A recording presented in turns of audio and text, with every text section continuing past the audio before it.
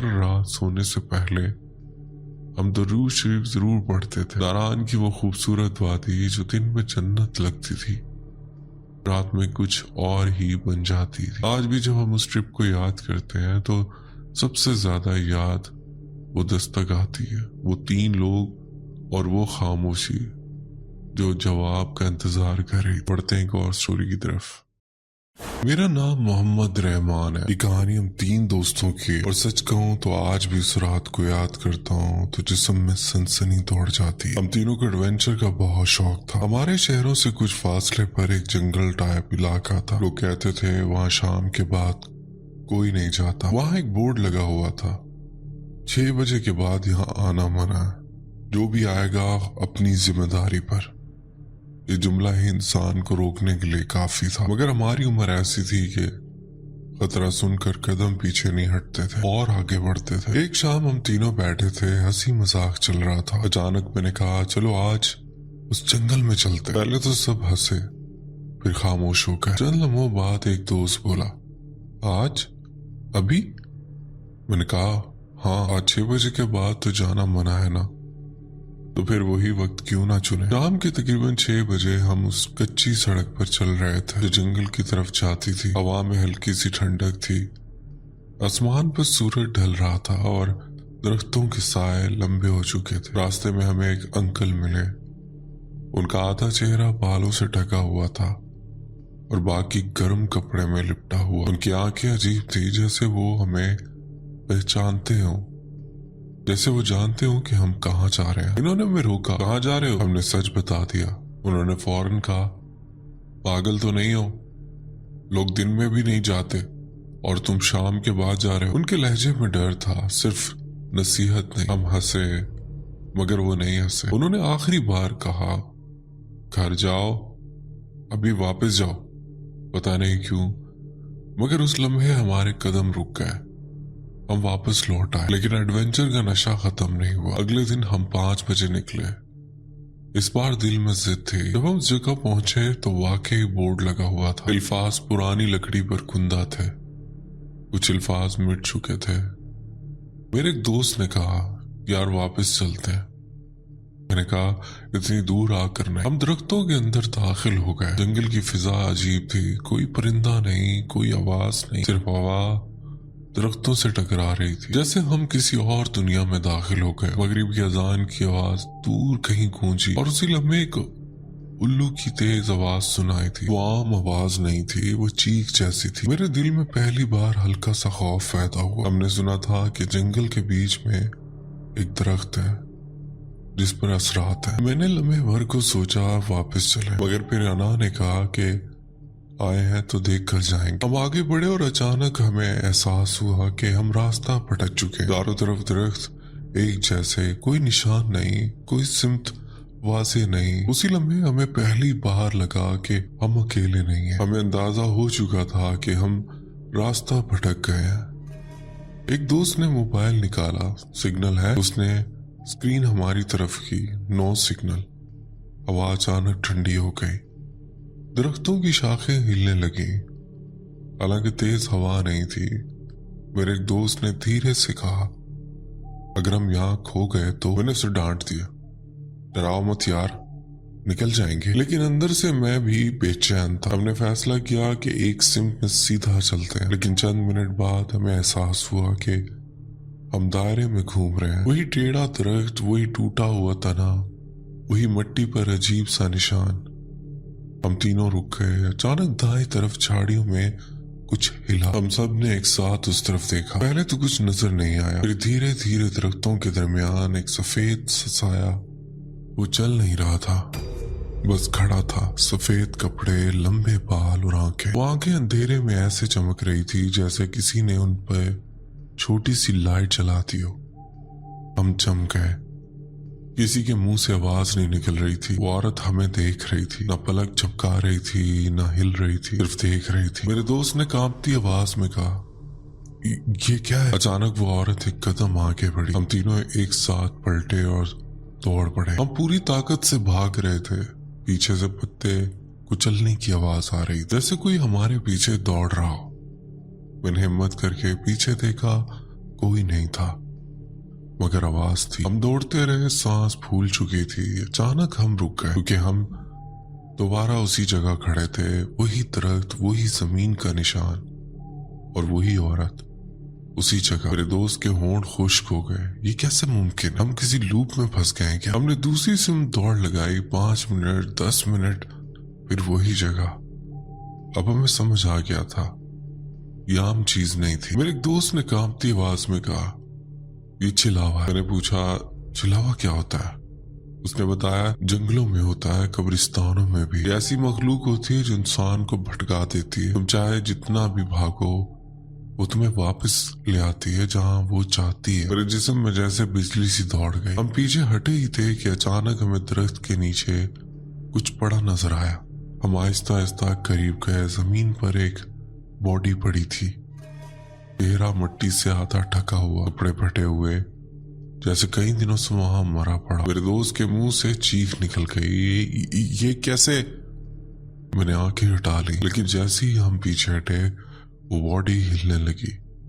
पहले उंगलियां, फिर बाजू, और फिर वो बॉडी जमीन से उठने लगी हवा में। हम तीनों की चीख निकल गई। बॉडी तकरीबन 2 फीट ऊपर उठी और फिर अचानक आए बस खाली जमीन। मेरे दोस्त के आंसू निकल आए। ये क्या हो रहा है? ये हकीकत है, हम पागल हो गए। इसी लम्हे एक औरत की चीख पूरे जंगल में गूंजी। वो आवाज इतनी तेज, इतनी खौफनाक थी कि हमारे कानों में सनसनाहट होने लगी। फिर एक भारी सी आवाज सुनाई थी, तुम लोग यहाँ क्या करने आए हो? वो आवाज औरत की थी, मगर आम औरत जैसी नहीं। उसमें गुस्सा था, उसमें नफरत। हम फिर से दौड़े, मगर चंद लम्हों बाद वही दरख्त, वही जगह और वही औरत, अब पहले से करीब। उसके सफेद कपड़े जमीन को छू रहे थे, बाल उसके चेहरे पर बिखरे हुए थे, मगर आंखें साफ नजर आ रही, चमकती हुई सीधा हमारी तरफ। हम हिल भी नहीं पा रहे थे। अचानक वो तेजी से आगे बढ़ी। हमने पीछे हटना चाहा, लेकिन मेरे एक दोस्त के कदम जैसे जमीन से चिपक गए। उसने घबरा कर कहा, मुझे हिलने नहीं दे रही। और अगले ही लम्हे वो औरत उसके बिल्कुल सामने थी। हमने वाज़े देखा, उसने अपने हाथ उठा लिए। हाथ आम नहीं थे, उंगलियां लंबी, नाखून स्याह जैसे जले हुए। उसने मेरे दोस्त की गर्दन पकड़ ली। वो जमीन से आधा फीट ऊपर उठ गया। मेरे दोस्त की सांस रुकने लगी, उसकी आंखें बाहर को आने लगी। हम दोनों चीख उठे। मैंने पूरी ताकत से चीख कर कहा, आयतल कुर्सी पढ़ो। हम तीनों ने एक साथ पढ़ना शुरू किया। पहले हमारी आवाज कांप रही थी, अल्फाज टूट रहे थे, लेकिन जैसे जैसे हम पढ़ते गए हवा का शोर बढ़ने लगा। दरख्तों की शाखें जोर से हिलने लगी। वो औरत चीखने लगी। उसकी आवाज आम नहीं थी, वो इंसानी नहीं थी। मैं तुम लोगों को नहीं छोड़ूंगी। उसके अल्फाज जैसे हमारे दिमाग के अंदर गूंज रहे थे। हम जोर से पढ़ते रहे।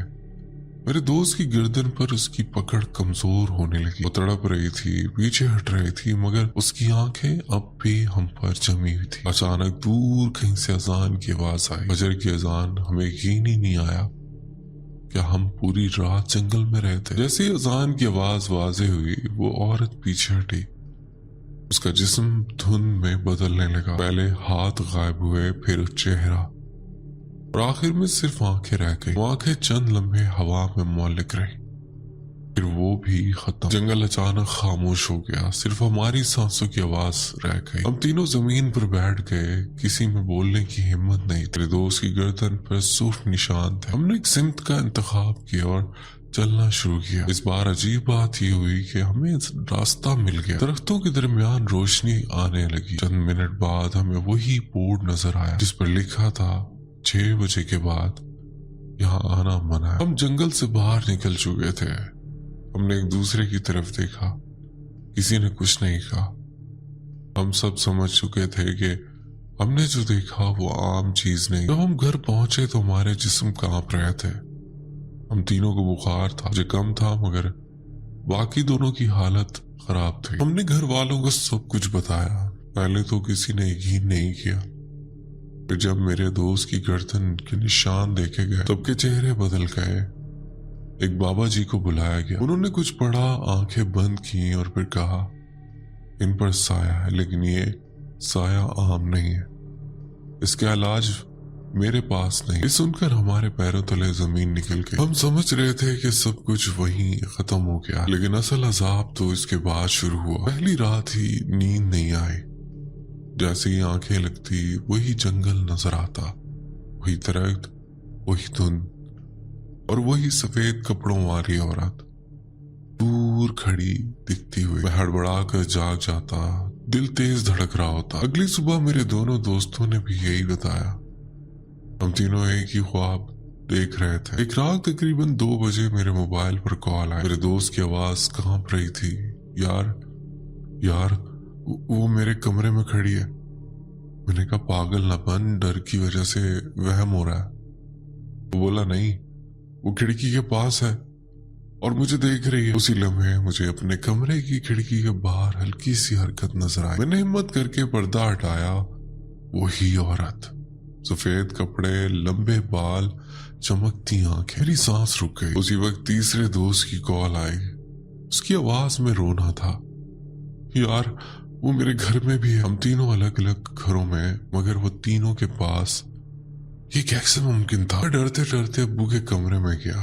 अब्बू बाहर कोई है। अब्बू उठे, मेरे साथ कमरे में आए। मैंने खिड़की की तरफ इशारा किया, मगर वहां कोई नहीं था। अब्बू ने कहा पुराने ख्वाब देख रहे हो, सो जाओ।